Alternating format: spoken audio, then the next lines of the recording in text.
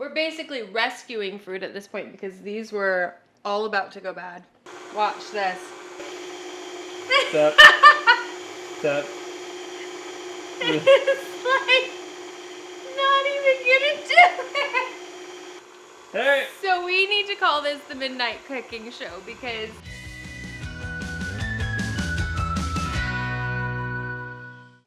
hey, we are Bo and Kelly from Better Together Life, and you are used to getting shed to house content right here. Like, how do we convert our shed into a house, right? Today's gonna be a little bit different. We're gonna talk to you about canning, and here is why.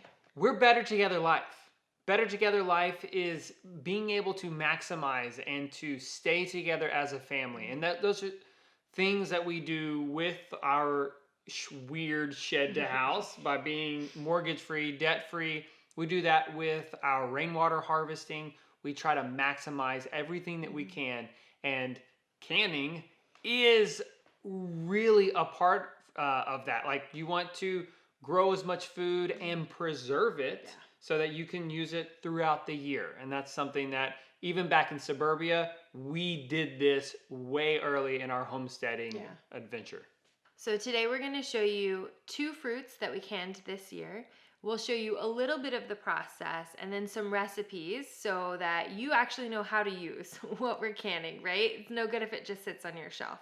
And then a couple of resources that we used to do that part well, because we didn't make any of this up on our own. It's so yummy though. It's so yummy. It's so yummy. Okay, so on this day, I was panic prepping like 40 pounds of fruit that I'd ordered from Sourdough Starter. It had been very cold outside, so our outdoor was our refrigerator for all of this fruit. Then it turned hot, and this stuff went like Texas south. hot. Yeah, it went like 90 degrees overnight, and all of this fruit was going south very quickly. So I had to get the apples and the pears canned that day, and those are the 2 fruits that we use most often in our house, but we can't always get them at the grocery store. So canning them was going to be a way for us to get nutrition in months where it was hard to access those. Note to self, we need pear trees. But if you don't have, like if you're in the suburbs and you don't have access to fruit in your backyard, I like Sourdough Starter because you can get bulk fruit really easily once a month, and it's a no-brainer. What are you eating? My feelings. Are you sad? I'm in over my head. Oh. We're basically rescuing fruit at this point because these were all about to go bad. Look how Are they small. all bad now? Watch this. I was like, I'm gonna save all my time with my machines. Watch this.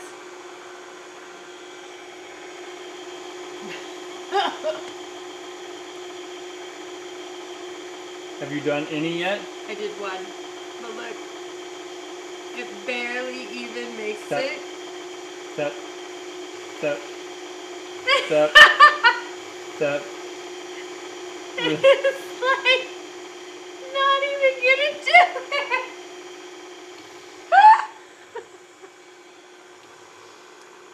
Hey! So we need to call this the Midnight Cooking Show because there's no chance we get this done before midnight.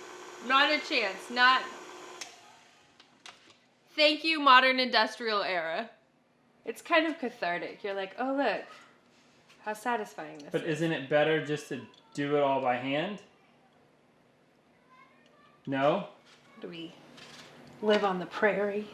So Pratt Family Homestead, so you much better to do. and Homestead Dad, you have like the hand crank thing that goes on to the counter. Yeah, I feel like that would be from like smarter. Lehman's, the cool prepper country people. They will not be asking us to be a sponsor. It kind of works with the big ones. It totally worked with the big ones. Like it was attached.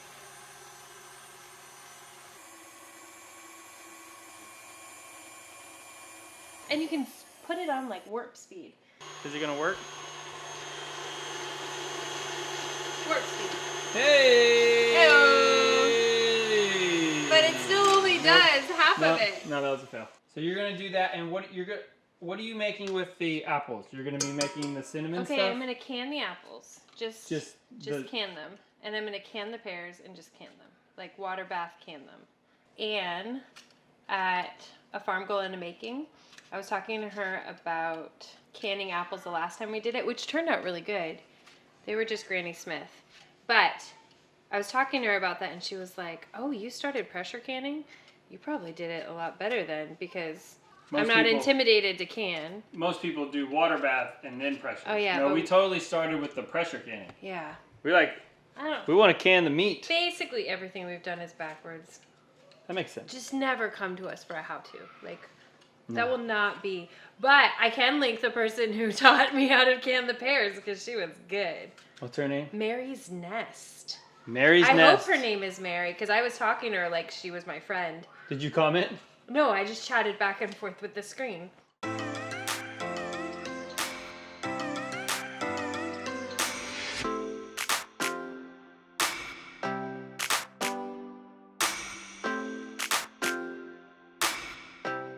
$2,000 years later. Are you slicing yet?